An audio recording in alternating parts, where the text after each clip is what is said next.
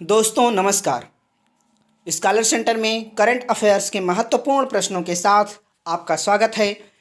ये प्रश्न UPSI, UP लेखपाल, यूजीसी, एनटीए यूजीसी नेट के फर्स्ट पेपर के लिए बहुत महत्वपूर्ण है। इसके पहले की वीडियो यदि आप देखना चाहें तो प्लेलिस्ट में जाके देख सकते हैं। तो आज शुरू करते हैं आज का पहला प्रश्न। अबीदाली जेड नीमचवाला ने मुख्य कार्यकारी अधिकारी सीईओ और किस कंपनी के प्रबंध निदेशक के पद से हटने का फैसला किया है?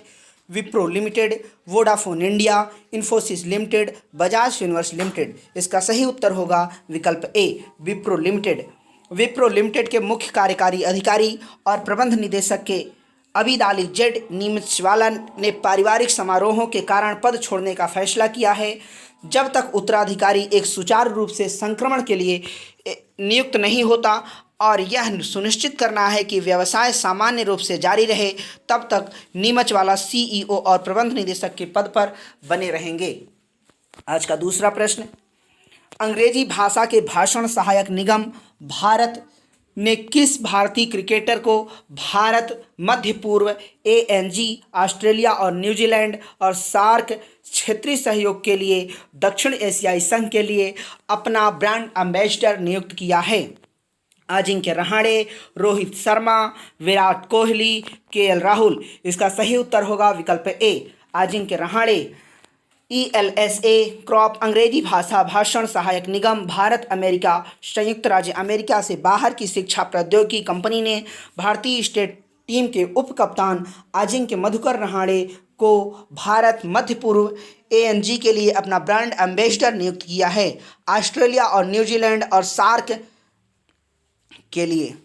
आज का अगला प्रश्न। निम्नलिखित में से किस साथी संगठन ने पूरे देश में कोविड-19 परीक्षण किटों की डिलीवरी के लिए भारतीय चिकित्सा अनुसंधान परिषद के साथ गठजोड़ किया है? वीरांगना, भारतीय वायुसेना, इंडिया पोस्ट, भारतीय रेल। इसका सही उत्तर होगा विकल्प सी, इंडिया पोस्ट। इंडिया पोस्ट ने पूरे देश में कोविड-19 परीक्षण किटों की डिलीवरी के लिए भारतीय चिकित्सा अनुसंधान परिषद के साथ एक समझौता किया है। 1,56,000 डाकघरों के अपने विशाल नेटवर्क के साथ इंडिया पोस्ट अपने 16 क्षेत्रीय डिपो के माध्यम से देश में कोविड-19 परीक्षण के लिए नामित 200 अतिरिक्त प्रयोगशालाओं के माध्यम से वितरण करेगा। टॉप अप ICMR के मद्देनज़र देश भर में लगभग 1 लाख परीक्षण करने के लिए एक महत्वाकांक्षी लक्ष्य निर्धारित करने के मद्देनज़र महत्वपूर्ण है। आज का अगला प्रश्न। अंतर्राष्ट्रीय ऊर्जा एजेंसी के अनुसार वैश्विक ऊर्जा समीक्षा दैनिक बिजली की मांग का कितना प्रतिशत कम हो गया है? 25%, 5%, 15%, 35%। इसका सही उत्तर होगा विकल्प सी, 15%। इंटरनेशनल एनर्जी एजेंसी ने 2020 में ग्लोबल एनर्जी जारी किया रिपोर्ट में कहा गया कि दैनिक बिजली की मांग 15% कम हो गई है। इसने वर्ष 2020 में कार्बन डाइऑक्साइड उत्सर्जन और वैश्विक ऊर्जा मांग पर प्रकाश डाला। आज का अगला प्रश्न। The Carlisle group United states आधारित निजी इक्विटी फर्म ने भारत की सबसे बड़ी पशु स्वास्थ्य सेवा कंपनी सीक्वेंट साइंटिफिक लिमिटेड में कितनी हिस्सेदारी हासिल की? 64%, 54%, 44%, 74%। इसका सही उत्तर होगा विकल्प डी। 8 मई 2020 को द कार्लाइल ग्रुप एक यूनाइटेड स्टेट्स आधारित निजी इक्विटी फर्म ने सीक्वेंट साइंटिफिक लिमिटेड में 74% हिस्सेदारी का अधिग्रहण किया, जो भारत की सबसे बड़ी पशु स्वास्थ्य सेवा कंपनी है, जिसे 86 रुपये की कुल राशि।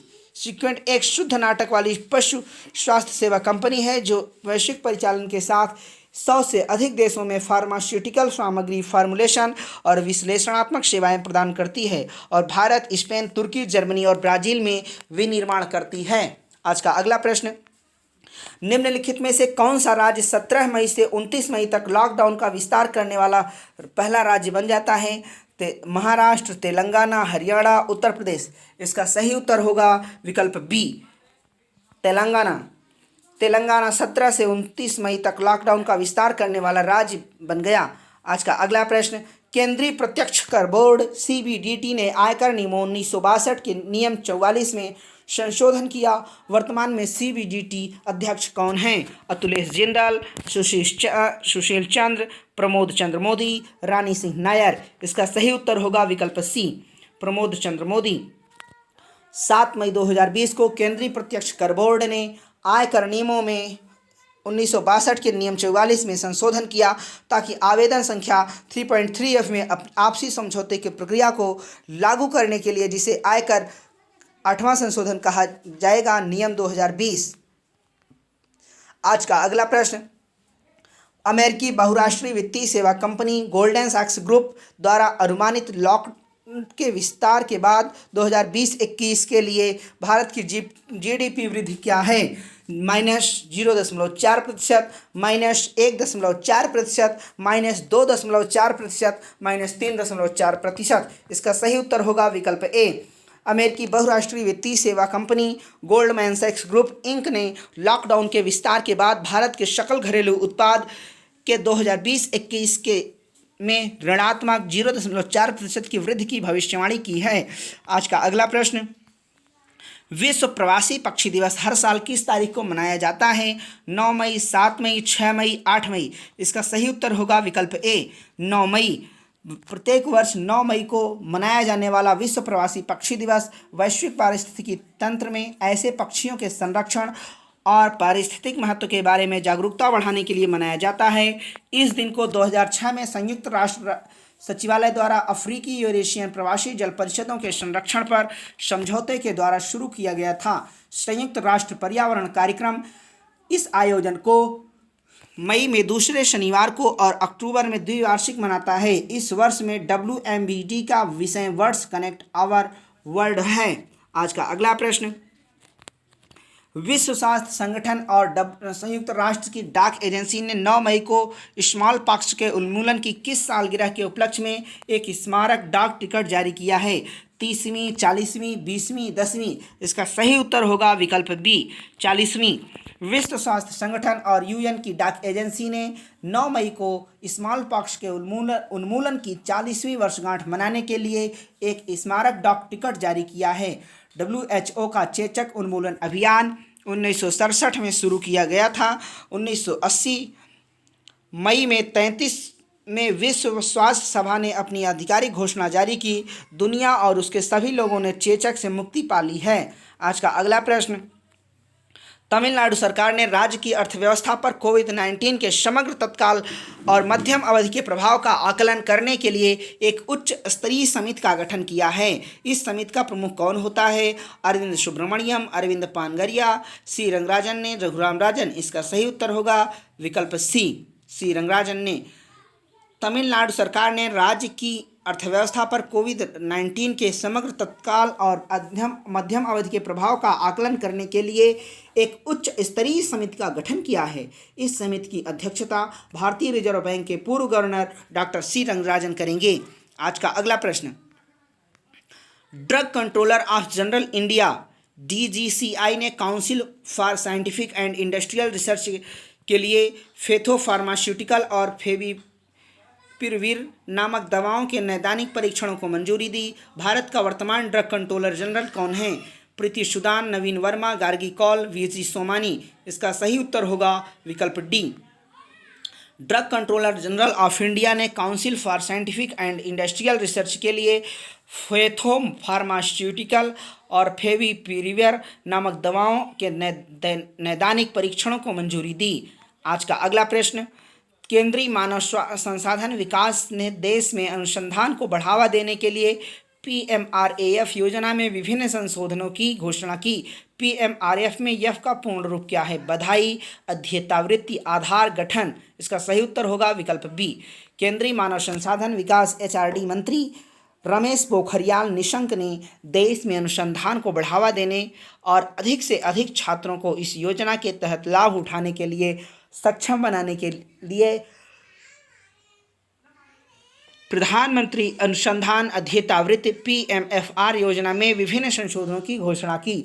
Graduate aptitude test in engineering का स्कोर अपार्ट 50 से घटाकर A50 के अलावा ग्रेड के न्यूनतम संचयी ग्रेड पॉइंट एवरेज CGPA से इंजीनियरिंग या इसके बराबर कर दिया गया है। प्रविष्टियों के 2 चैनल होंगे, एक सीधे प्रवेश और पार्श्व प्रविष्टि NIT, जो NIRF रैंकिंग के अनुसार शीर्ष 25 संस्थानों में दिखाई देते हैं। PMRF अनुदान संस्थाएं बन सकती हैं। आज का अगला प्रश्न 2020-21 के लिए जापानी ब्रोकरेज फर्म नोमुरा होल्डिंग्स द्वारा भारत की GDP वृद्धि दर क्या है? Financial year 21 -5.2%, -3.2%, -2.2%, -1.2%। इसका सही उत्तर होगा विकल्प ए -5.2%। जापानी brokerage firm Nomura Holdings Inc ने भारत की वित्तीय वर्ष 2015 की GDP वृद्धि के अनुमान को घटाकर -0.4% से -5.4% कर दिया है। आज का अगला प्रश्न उत्तर प्रदेश के मुख्यमंत्री योगी आदित्यनाथ ने अन्य राज्यों से आने वाले प्रवासी नागरिकों की सहायता के लिए कौन सा ऐप लॉन्च किया ताकि वे सरकारी योजनाओं का लाभ उठा सकें? प्रवासी देखभाल ऐप, प्रवासी मजदूर मित्र ऐप, प्रवासी राहत मित्र ऐप, प्रवासी मजदूर राहत ऐप।